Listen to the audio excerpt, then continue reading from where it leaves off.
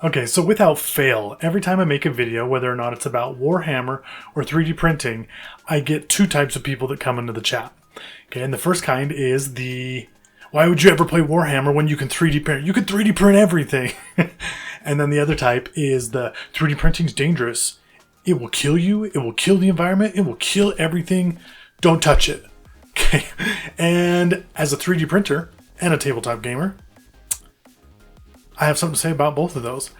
But the big thing that I have to say is that 3D printers are not really that dangerous. I posted a whole other video on the dangers of 3D printing, and it's not as bad as people want you to think it is. It's really nice, but it's kind of hard to get into. And a lot of people that I know that have bought 3D printers, they get into it and then they stop. Quitters! You know, they print a couple things here and there and then they're just done. And a lot of the time, it's because they come across some issue that they can't get past. So I thought today, well, let's talk about some of those issues. Let's talk about the 10 biggest issues that I have seen with 3D printing that just come up over and over again for both resin printers and FDM printers. So let's get into it.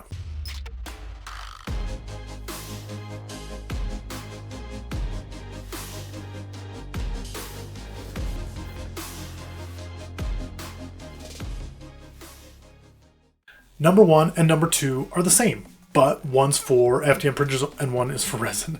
Okay, and simply put, my print is not sticking to the build plate. Okay, so first for FDM, if you're printing, it's printing top down. I would have told you a year ago that the problem is that you're not level. The build plate is not level. But the truth is, there's a ton of other things that can go into it, and most printers are auto leveling anymore. And so obviously, check that if you haven't, but there's a good chance that either your filament is not hot enough, so it's not sticking to the build plate with that first layer. Your fan might be going too fast. There's a specific setting for when you print the first couple layers on the fan speed, in case you want to reduce that so it adheres a little better. And then the two little tricks that I have heard about are hairspray, spraying your build plate with a little bit of hairspray. I hear the purple stuff works the best. And glue sticks, which I actually got one right here. These are what I use. I have a glass build plate and I glue stick it, one every 2 or 3 prints, and everything sticks to it. And when I pull it off, sure, it might have a little bit of the residue from this, but all you got to do is wash it. Wash it under hot water and it comes off. The build plate, same thing. Just wash it under hot water. All of it comes off if you're worried about it. So it's something easy to try, just in case. On to number 2, the same thing with resin printers. Same thing as with FDM. Is your build plate level? Again, some of these have auto leveling on them now, but if they don't, that's the first thing you should test.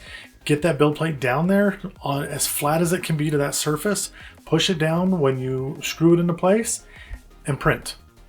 If that still doesn't work, I've heard of a lot of people scratching up their build plates, and I've never had to do that. I've never found that it worked better. Okay, so if you want to try that, you can. I'm not a huge believer in it. Make sure that your resin is mixed. A lot of people will leave their resin in their printers for days or weeks or whatever at a time, It settles. Resin settles a ton. It has to be mixed well in order to print properly. So go ahead and mix it up just to make sure that it's printing. And if all else fails, go into the settings on your printer and change that base layer time. You can let that base layer harden for a good solid minute if you want to. And all it's going to do is make it stick to the build plate more. Does that mean it's going to be harder to get off? Yes, but is it going to be that hard? No, so don't worry about it. One of the big ones that I suffered with when I was printing with my FDM printer is that my builds kept getting knocked over. The nozzle would hit them or something would happen and would hit them and knock them over. And this can be caused by a few different things. Like I said, bed leveling is a big one. A lot of the times this comes down to just how fast filament is coming out of the nozzle. And if it's coming out too fast, then the layers that it's going to be building are going to be a little too big. And I mean, normally you can't even tell this because it's such a small difference. But the bigger the structure is, the taller the structure is, the more this difference will make. And so it's important to have your FDM, that it needs to be zeroed in. And Honestly, one of the first things that I would mess with this is your retraction. Up your retraction. Up it a little bit, because it's not enough to matter. It's not a change that makes such a huge difference. And I'm not saying to change it drastically, but up it a little bit. And what retraction is every time that FDM gets pushed down into the nozzle, it pulls it back a little bit. And then it pushes it, and it pulls it back a little bit. And then it pushes it. And that pulling back, that's the retraction. And so if you increase that, it'll pull more out, and less will be coming through the nozzle at a time.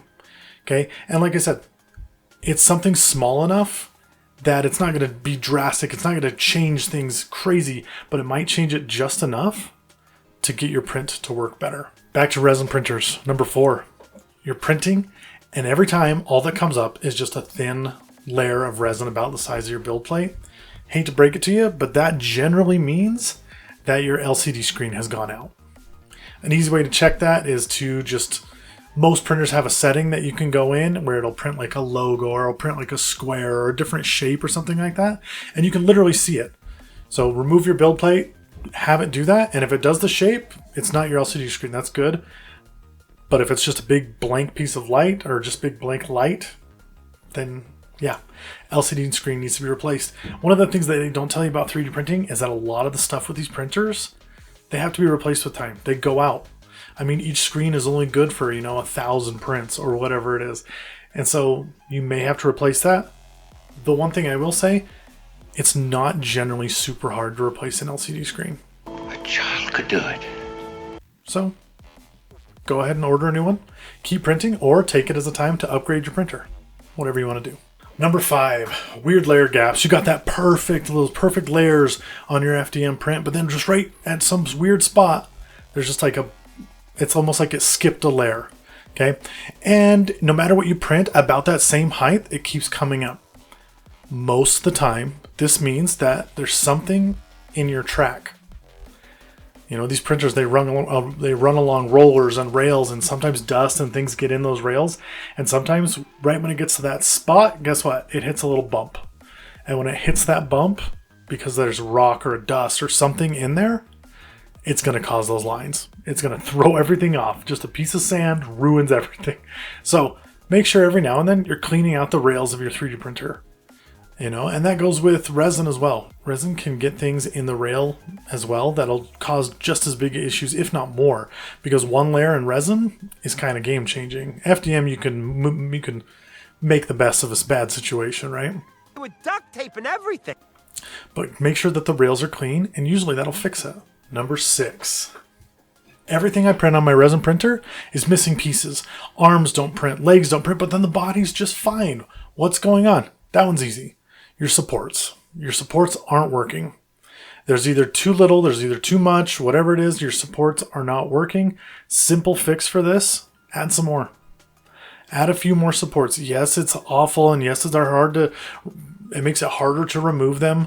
But I mean, come on, it's resin. If your supports are that hard to remove, you're doing something wrong. Or you're not using hot water. Use hot water to remove those supports. It makes it so easy. Okay, so just go into your settings, add some more supports. And by adding more supports, I mean add more density. Adding to the density increases the amount of supports that are on the model. So go ahead and do that. Usually solves the problem. I use the pre-made settings for everything I print. And I have never once had an issue that I couldn't solve with either adding a little more supports or taking some away sometimes.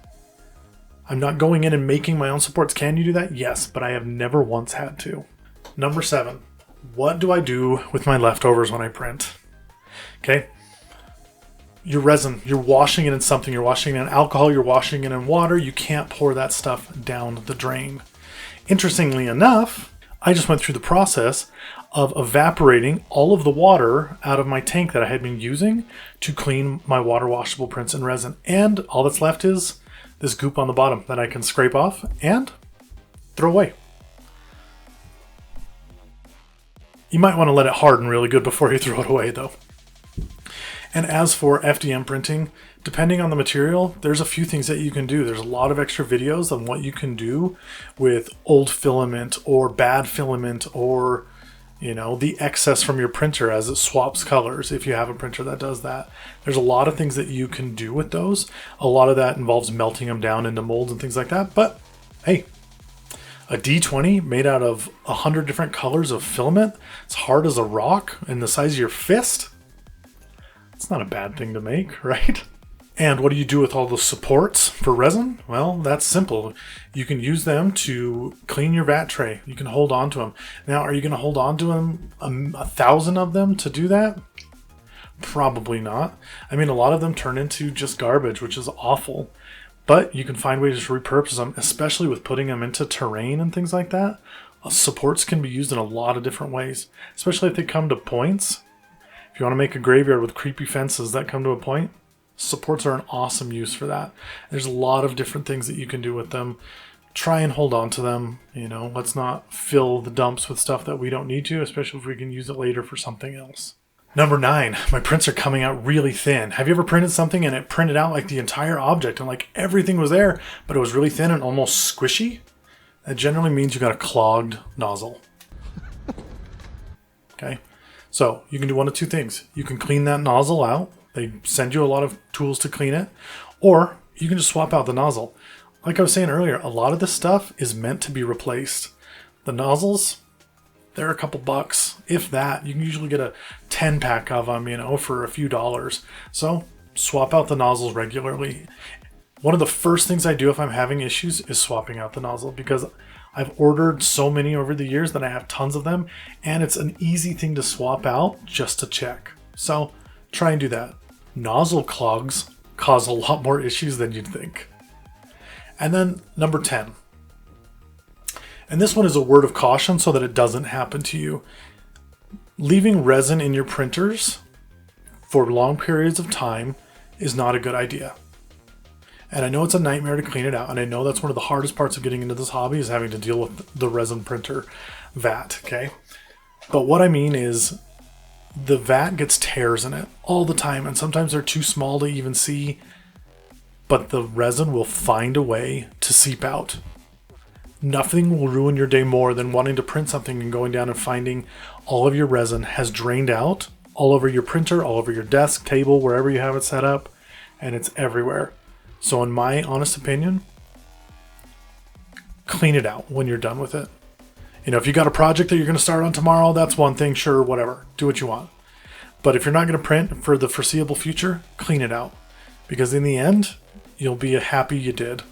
Because it only takes one vat spill to just hate everything. Especially if the resin comes out and then cures all over your printer.